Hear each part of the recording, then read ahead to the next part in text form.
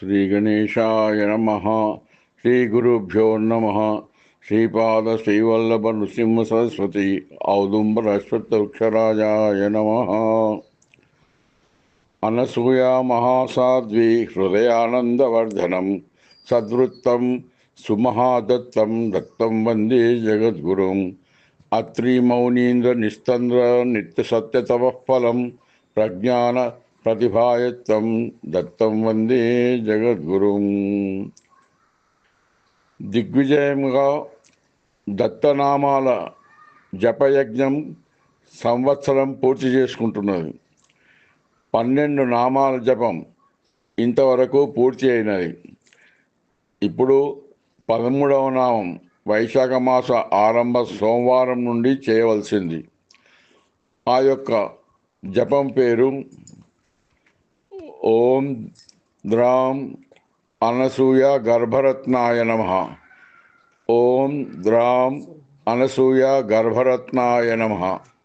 ఓం ద్రాం అనసూయ గర్భరత్నాయ నమః. ఈ సృష్టిలోకెల్లా విచిత్రాతి విచిత్రం ఏమిటంటే, భూమి మీదికి భగవంతుని యొక్క అవతారం ముగ్గురు కలిసి రావడమే. ఆ విధంగా రావటం ఒకటైతే, మనిషి దైవ చైతన్యంలోకి ఎదగాలని, తన చుట్టూ ఉన్న వాళ్ళందరూ తనలాగే మారాలని చూడటమే అతని ముఖ్య ఉద్దేశం. అందుకే పరమాత్మ సంతులుగా, మహాత్ములుగా, అవధూతలుగా జీవులను ఉద్ధరించడం కోసం గురు రూపంలో వస్తుంటాడు.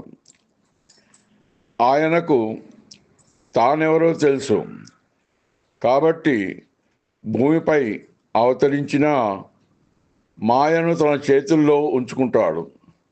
కానీ జీవులు మాత్రం అది తెలుసుకోలేక మాయ చేతుల్లో చిక్కుకొని ఇక్కట్లు పడుతుంటారు. అలా జరగకూడదు. ఆ మాయ నుండి బయటపడాలి అంటే ఈ కాలం సరి అయిన మార్గదర్శకత్వ బోధకుడు కావాలి. అది తప్పదు. అయితే అతడెవరు?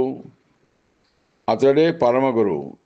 అందుకే లోకానికి పరమగురువు అవసరం ఎంతైనా ఉంటుందని వేలాది జనులలో దుష్ట దుర్మార్గ అన్యాయ అధర్మాలను ప్రజ్వలించే కలిపురుషుని ప్రాబల్యాన్ని ఎదుర్కోవాలంటే ఒకే దేవత శక్తిచే సాధ్యం కాదు. ఈ విధంగా ఆది దేవతలు ముగ్గురి శక్తి ఏకమై నిలబడితేనే కలిపురుషుని మదం అనసబచ్చని ఆ త్రిమూర్తులు ఏకమై అత్రి అనసూయ దంపతులకు అనసూయ గర్భరత్నముగా, దత్తాత్రేయ శక్తిగా, త్రిశక్తిమయ రూపముగా గురుపీఠమును స్థాపించుటకు అంకురార్పణ గావించి జన్మించినారు. ఆనాడు దత్తుడు చెప్పిన మాటలు వినండి. నేటి నుండి కలియుగాంతం వరకు అన్ని ధర్మముల యందు కానీ, అన్ని మతముల యందు కానీ, సర్వ సిద్ధాంతముల యందు కానీ మూలముగా ఆధారభూతుడనై స్వప్రకాశంతో వెలిగేటివాడు నేనే. జీవుల అభీష్టములు, అభిరుచులను బట్టి, వారు అనుసరించే మార్గాలను బట్టి, స్థితిగతులను బట్టి విభిన్న తత్వములతో ఉండువాడను కూడా నేనే. సమస్త కుల, జాతి, మతంలో గల గురు స్వరూపములన్నీ నేనే. ఎవరైనా, ఎటువంటి వారైనా నిర్మల వాత్సల్య భక్తితో ఆరాధిస్తారో, సర్వభారం నాపై వేసి సర్వస్వ శరణాగతి పొందెదరో, వారి యొక్క యోగక్షేమములు సదా కనిపెట్టుకుంటూ వారి ఇళ్లలో పసిపిల్లవాడుగా తిరుగుతూ వారి కార్యాలు పూర్తి చేస్తుంటాను. వారు నా వైపు ఒక్క అడుగు వేసిన నేను 9 అడుగులు వేసి అందుకొని ఆదుకునేవాడిని నేనే. సాధ్యాసాధ్యం లేనివాడనై సర్వ స్వతంత్రుడని సర్వ దేవీ దేవతా రూపములలో అతిగా ప్రకాశించేవాడు నేనే అంటూ ఆ అనసూయ గర్భరత్నం దత్తాత్రేయుల వారు ఆనాడు ప్రమాణం చేసి పలికారు.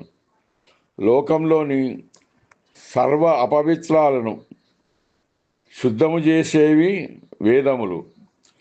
అటువంటి పవిత్ర సామర్థ్యము కలిగిన వేదములు దత్తుని ముందుకు వచ్చేసరికి అపవిత్ర శునకాలుగా మారి దత్తుని పాదాలు నాకుతున్నవి, అంటే అవి అర్చిస్తున్నవి.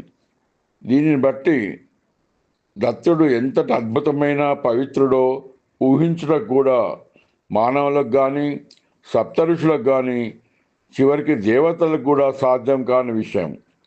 ఎవరైతే నిజమైన జ్ఞానాన్ని అంటే ఏ జ్ఞానమైతే ఇతరులచే ఖండించబడదో విభేదించబడదో అటువంటి జ్ఞానమే సత్యం.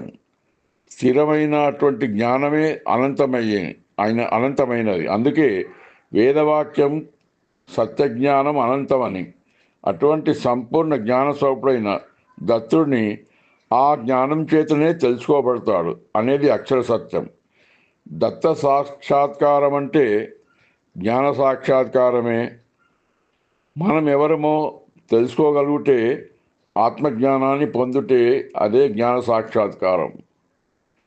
ఒక మాటలో చెప్పాలంటే బ్రతికుండగానే జీవన్ముక్తులం కావటమే. మనం కర్మ మార్గం భక్తి మార్గం వీటిని జ్ఞానంతో అనుసంధానం చేసి ముఖ్య భక్తిగా పరిణమింపజేసుకొని వైరాగ్యం అనే సంపదతో ఆత్మజ్ఞానం కావాల్సి ఉంటుంది. ఒకే పరతత్వంలోని దైవత్వం యొక్క ఏకత్వాన్ని జ్ఞానం ద్వారా పొందుతూ ఏకత్వ సత్యాన్ని ఎప్పటికైనా మనము తెలుసుకోవాల్సిందే. సత్యజ్ఞానమే ఆ పరబ్రహ్మం. ఆ పరబ్రహ్మమే అనసూయ గర్భరత్నం దత్తాత్రేయుల వారు. ఈ విశ్వం సమస్తం దత్తమయం, దత్తస్వరూపం. ఎందుకో తెలుసా? ఈ ప్రకృతి అంతా త్రిగుణాలమయం. అందులోని జీవులు త్రిగుణ రూపులు. దత్తుడు కూడా త్రిగుణ రూపుడే. ఈ కాలచక్రం త్రిగుణ ప్రభావం చే తిరుగుతుంది. అది ఒకసారి విపరీతం కావచ్చు, సమత్వం కావచ్చు, సర్వనాశనం చేయవచ్చు. కాబట్టి ఈ త్రిగుణ తత్వం శాశ్వతమైనది, రూపమే తాత్కాలికమైనది. సంఖ్యాపరంగా 1, 2, 3 చేతనే అనగా కాలాలు కావచ్చు, జీవి భాగాలు కావచ్చు, సమయాలు కావచ్చు, ఆట పోటీల్లో కావచ్చు, ఈ సంఖ్య మహత్తు నడుస్తున్నది, వాడబడుతుంది. అదే ప్రకారంగా మొత్తం సృష్టి కూడా ఆ దానిపై నడుస్తూ ఉన్నది. దత్తుని రూపము తలలో కూడా 1, 2, 3 కదా. విచారించండి, ఆచరించండి. హరి ఓం తత్సత్. సర్వే జనా సుఖినో భవంతు. అవధూత చింతన శ్రీ గురుదేవ